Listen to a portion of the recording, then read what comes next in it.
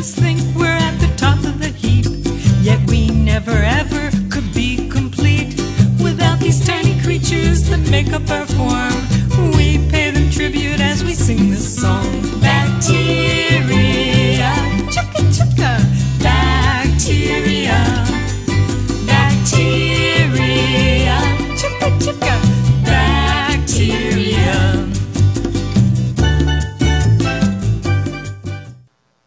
Good evening. I'm Michael Novacek, Senior Vice President and Provost of Science at the American Museum of Natural History. Many of you here tonight are the scientists who participated in the symposium, and you've been participating all day.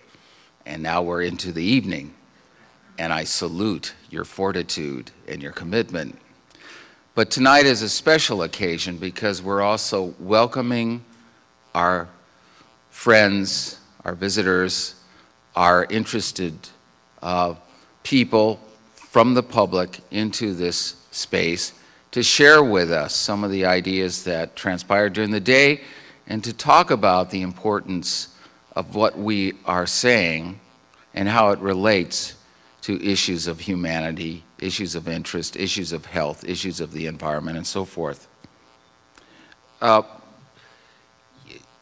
I guess the first question someone's confronted with is, why do scientists who have to confront all these problems about climate change and disease and terrorism, et cetera, have to worry about the stewardship of microbes in the world? Why should we care about that? And as an anecdote, please forgive me, several people during the day came up to me and said, "Oh, I saw you on the Colbert show," which is, some of you may know of that interesting show on television.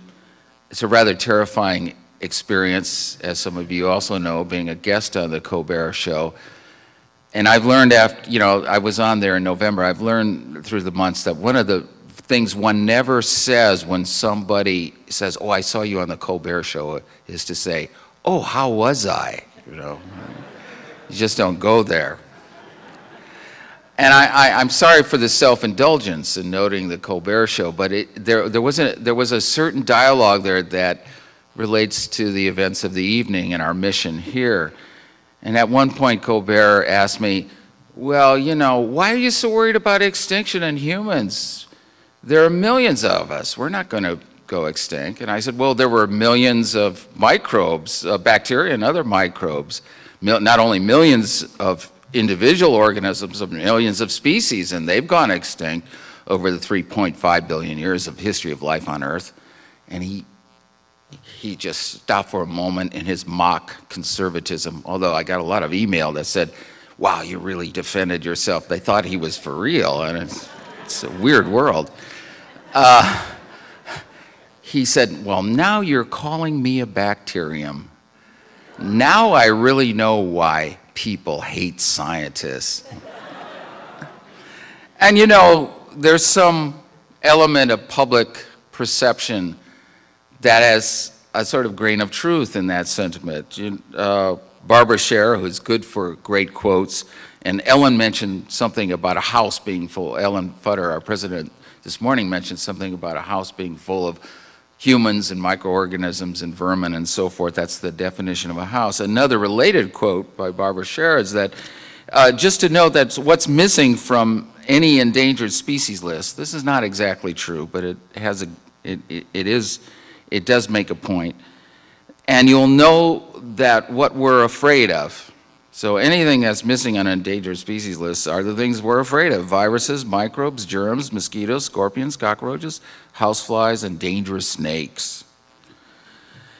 Seated around you, for those of you we're welcoming tonight from our more public audience, are microbiologists, conservation biologists, wildlife managers, biogeochemists, disease ecologists, and microbial systematists.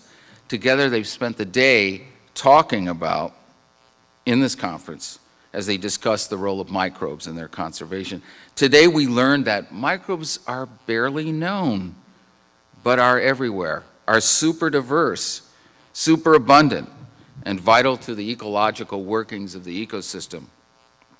Indeed, each human being is a walking ecosystem harboring hundreds of microbes, and we learned that individuals carry with them their own signature for an ecological community of microbes, almost like a microbial fingerprint, that you could identify an individual human by the kind of microbes that live within them. And that certain magical combination of those microbes may differ from every other individual, unless you're, interestingly enough, in one slide, unless you're an identical twin or a twin, where you show a remarkable amount of similarity. Now, there's an interesting observation.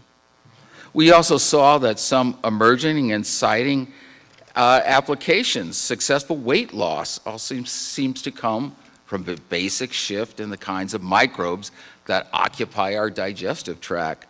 I can't wait to see the diet remedies that will be rolled out extending from that discovery, or the kind of marketing that will be necessary to promote it.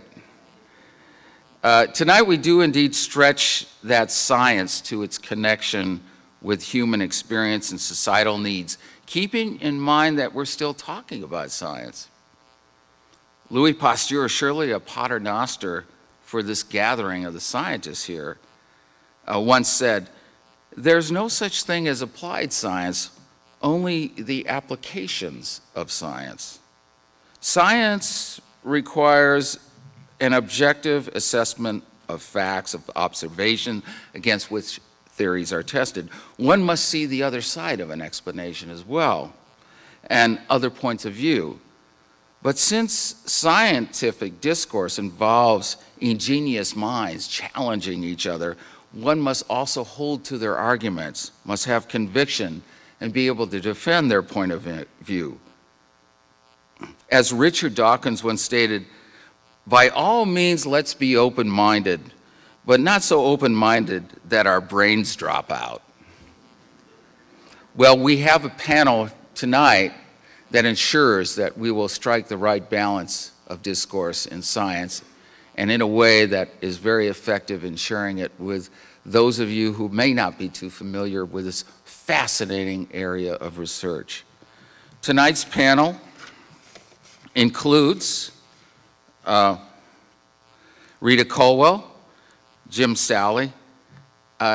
Claire Fraser was unfortunately unable to attend, but we were fortunate in joining the panel of the symposium our content coordinator, Susan Perkins, and she is a scientist, by the way, here at the American Museum, the first microbial biologist in any museum. And as a moderator, we have the good fortune to borrow from National Public Radio, Julie Burstein, for the night. Dr. Colwell is a distinguished professor at the University of Maryland and is former director of the National Science Foundation, current chairman of the Canon U.S. Life Sciences, and producer of the award-winning film Invisible Seas. Dr. James Staley is a professor of microbiology at the University of Washington, where he is also director of astrobiology. Dr. Susan Perkins, as I said, is a curator here of microbes in the Division of Invertebrate Zoology, and also a member, a researcher of the Sackler Institute of Comparative Genomics. Together we will explore the diversity of microbial life, the wealth of the roles microbes play in keeping the planet functioning, public health concerns, how life exists in extreme environments, the challenge in facing and learning more about microbial life, the impact of climate change and other aspects of environmental change, and what we as individuals can do to save the microbes. Saving the microbes, I think part of the message will be saving ourselves, as suggested by the symposium title. I just want to finally say something about the nature of the series and what it means. The Mac Lipton Man and Nature series is named for the late Mac Lipton Sr., a physician whose human approach to the practice of medicine was an enormous inspiration to a generation of scientists, medical students, and physicians. And tonight's program, which highlights that work, basically the series which we carried on for many years, talks about the connectivity and the honor of the name of Mac Lipton, the connectivity between science, the science enterprise, and humans. and our needs and our desire to live peacefully together and healthily together. So this is an excellent opportunity to feature a topic that truly honors Dr. Lipkin's memory. And I thank you very much. Looking forward to a very fascinating and enlightening evening. Thank you.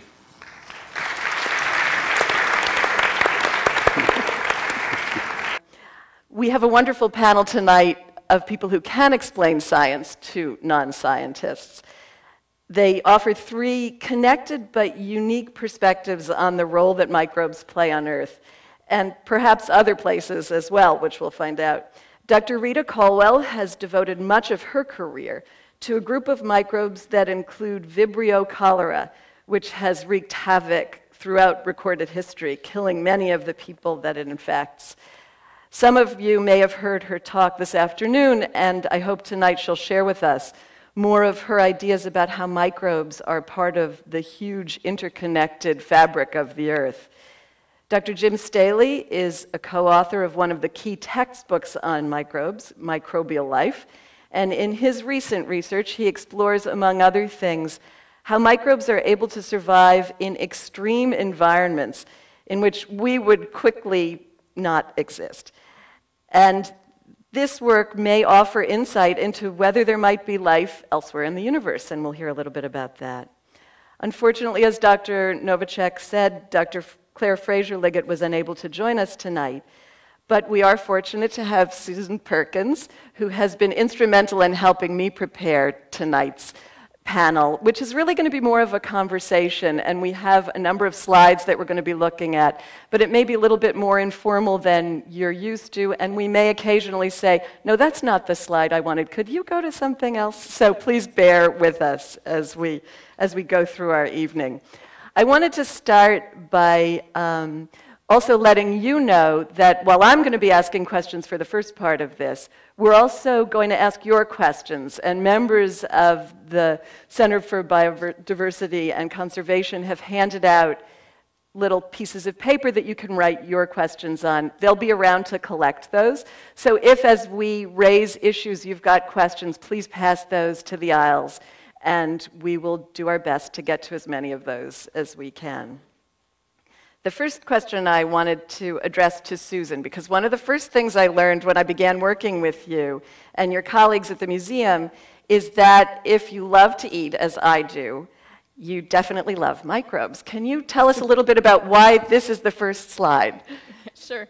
So as a new professor starting out teaching microbiology, I learned that this is a really quick way to my students' minds and probably stomachs. So if you like pizza and you like beer, you better think microbes. So we need yeasts, which are small fungal microbes that are going to help rise the dough for the pizza and make the beer. And then we have bacteria that are going to ferment milk products to make the cheese, and they also ferment meat products to make pepperoni. So, I mean, if the least you're doing is having a slice of pizza and a pint of beer, you need one of microbes. these, exactly. which is a little yeast. One question that I was asked when I was telling my friends about what I would be doing tonight was occasionally people would say, what is a microbe? Jim, could you handle that one quickly? What is a microbe? Well, a microbe is a very small organism of microscopic size, typically. So you cannot see them with the naked eye. That's the typical situation. In the environment, there are certain places, like in Yellowstone, where there are actual mats of these growing, and you can see the mat of the organism growing.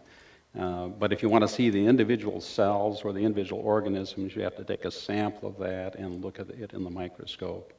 So we regard microorganisms as being bacteria or archaea or eukaryotic microorganisms called protists or protozoa. And then there are some things like the yeast, which are unicellular fungi. this sort of goes into the whole question of diversity. Should I say something about that? Well, I did. I wanted to ask you about how our understanding of these different kinds of microbial life has changed over the past 20, 25 years. It's changed dramatically. As recently as 15 years ago, we knew there were 5 kingdoms of life: the plant kingdom, the animal kingdom, the fungal kingdom, the kingdom of protozoa or protists, and then the bacteria. And we knew that for a certain. Well,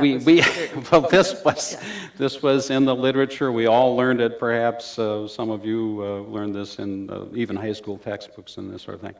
Anyway, about 1990 or so, Carl Woese, who was a scientist at the University of Illinois, thought about how one might be able to compare all organisms using the same yardstick.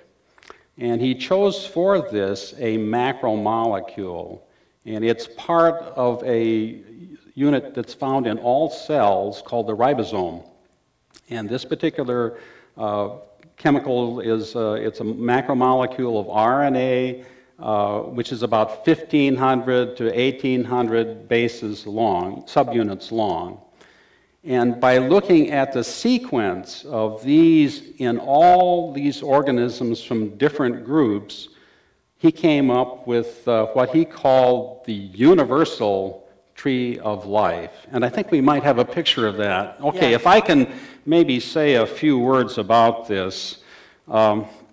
As I mentioned, the original kingdoms were the plant and animal kingdoms. And you can see, oh yeah, here we go. We've got you are here. You're here in the animal kingdom, and then the plant kingdom is down here. I mentioned the fungal kingdom is there. And then all these things here in blue are by this new molecular technique, the ribosomal RNA sequencing technique, are also kingdoms of equivalent stature to the 3 kingdoms here. So these are all different types of protists here. So we went from 5. We went from 5, but now over here, let me just spend a couple of minutes on this. These are the bacteria and these are the archaea. We knew that microorganisms were diverse physiologically and metabolically, like you have in here in the archaea groups that produce methane gas. And we have organisms over here that oxidize this methane gas for energy and so forth. Anyway, there's a whole diversity of these organisms. Now, this tree is actually kind of a minimum number of kingdoms because we know these are all organisms from different kingdoms here that have been isolated in pure culture.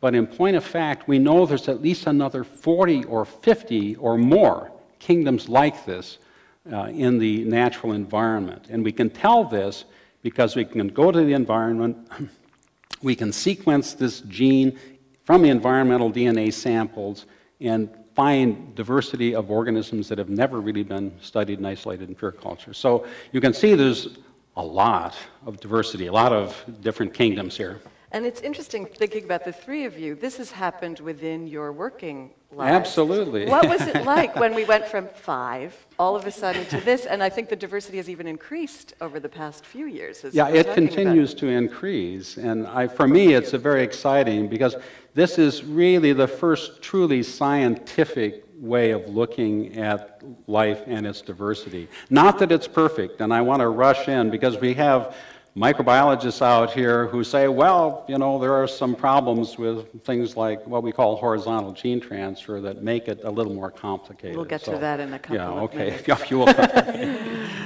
But you say scientific. Is it because the other way of understanding things was by looking at what they looked like or how they acted? Yeah, exactly. It's mostly because people were looking at the morphology. And you can do this for animal species. By and large, it's quite accurate, and for plants.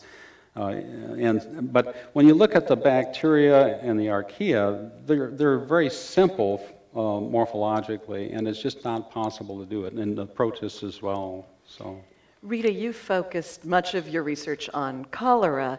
When this all happened, did it change the way you looked at the organisms you were studying?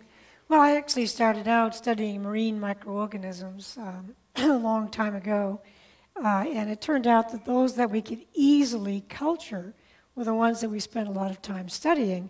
But it turns out that many of these are perhaps weeds, and the very interesting ones are the ones that we still can't culture, but because we have new tools that we can extract the DNA, we can sequence it, and we can determine what it is. And so we have incredible new tools, new understanding that makes us take a fresh look at what we call the microbial world.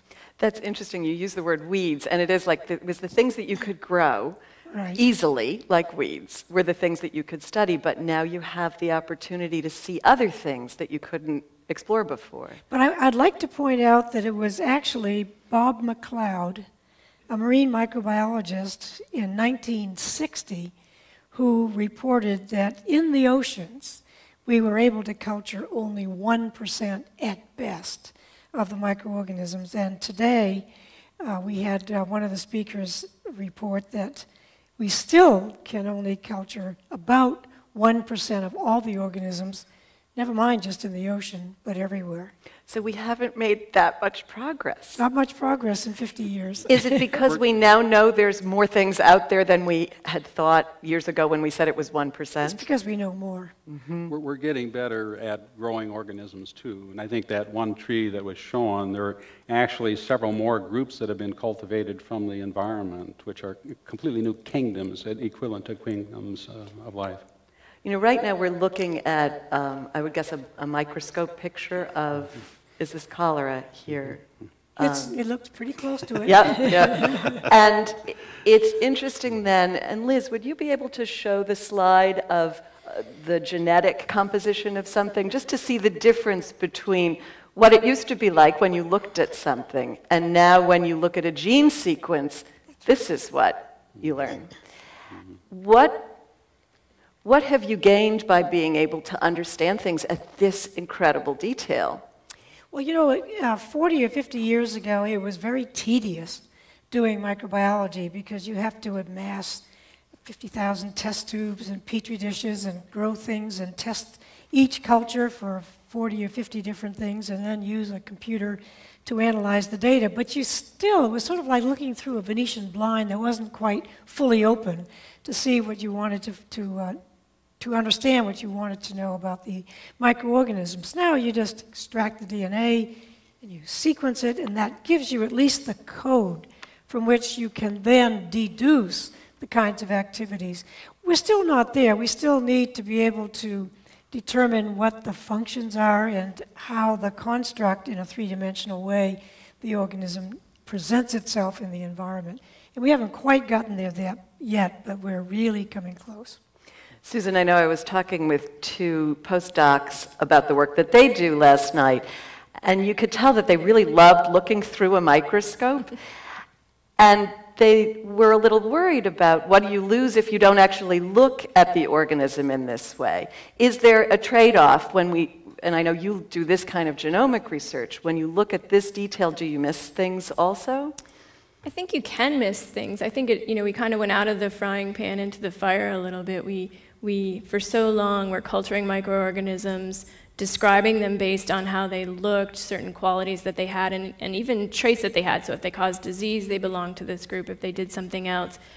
Now that we can sequence whole genomes, we're realizing that a certain gene might give a property to an organism that otherwise looks exactly like something else. And then to make it even more complicated, these things are switching genes. You know, like we might swap clothes at a thrift store or something. So.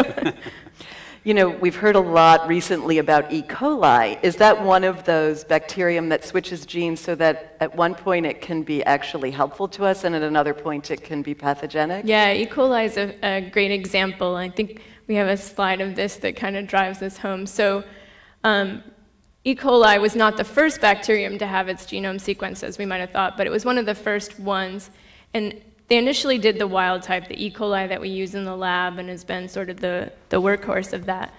And then they sequenced one of the pathogenic strains, so the things that have been reported on spinach or or as someone described it, the Jack-in-the-Box strain from the restaurant contamination. And it turns out that if you look at 2 strains of E. coli, the one that's pathogenic could have 1,300 genes that are different from the wild-type strain. So looking at these 2 things under the microscope, they look exactly the same, but 1,300 genes differentiate them. And if we want to put this into perspective of something that we deal with, if you take any 2 humans, even humans that look pretty different, like the ones we have in this picture, at the DNA sequence level, they're about 99% identical. We go to our close relative, the chimpanzee, we're about 95, 96% identical at the sequence level. If we compare ourselves to bananas, which I personally don't think I look anything like a banana, I don't, maybe. But we don't share 50% of the DNA, but we share about 50% of the same genes. That's because we need to make similar kinds of proteins. We're both eukaryotes. And so now to compare the divergence that we see in microorganisms, it's a little bit like entering terra incognita. We're entering a totally different framework from how a lot of biologists think about organisms. If we look at something like E. coli, Rita, where more than 30% of the DNA might be different, how can we consider them the same species? Is that something that people are questioning now? Well, I think the notion of a species has always been contentious. I mean, if you wanted to get taxonomists 50 years ago, 40 years ago, 30 years ago, today, ask them to define a species. And if there are 15 people in the room, you'll have 20 different definitions. So it comes down to, I think, understanding that there is not going to be a rigid demarcation that says this rings the species. Instead, there's kind of a fuzzy edge to it and a gradient into the next sort of hill that describes the next species, and you just have this agglomeration of genetic combinations. Not every combination is effective. In other words, if we could simply put all the genes that we know that are found in bacteria into a paper bag and shake it and then pull out and then line them up, they wouldn't necessarily be functional as an organism. So obviously, some combinations are effective. And if we can recognize these effective combinations, then that represents the nexus, the core, the center of what may be a bacterial species. Now, for a lot of people, that isn't really comfortable because they like to be able to pick something up and put it here and something else and put it there and say, Allah, you know, voila, we've got species. But that's not how nature works. Mother Nature is a little persnickety. I was going to ask you about that because I think many of us want to have those lines of demarcation. This is this, and this is that. And what you're saying is this is a little bit of this, but it also has a little bit of that. And I must say, bacteria, microorganisms are rather promiscuous. They sort of willfully share a lot of their genes.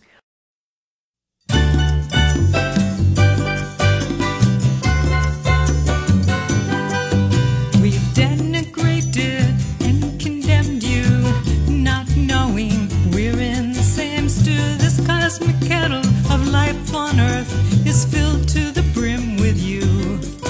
Bacteria, chugga chugga. Bacteria, bacteria, chugga chugga. Bacteria. It's time to appreciate the microchemistry that is the key to our sustainability. Billions of years before we were born, microorganisms sang the song. Bacteria, chugga chugga. Bacteria, bacteria, chugga chugga. Bacteria. Humans think we're at the top of the heap, yet we never ever could be complete without these tiny creatures that make up our form. We pay them tribute as we sing this song. Bacteria, chugga chugga. Bacteria, bacteria, chugga chugga. Bacteria.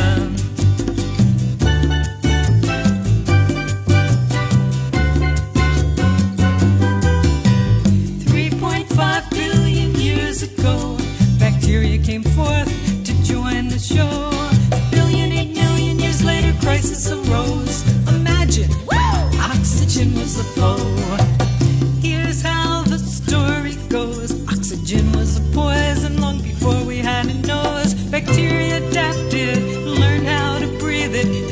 because of them we are here to sneeze at bacteria.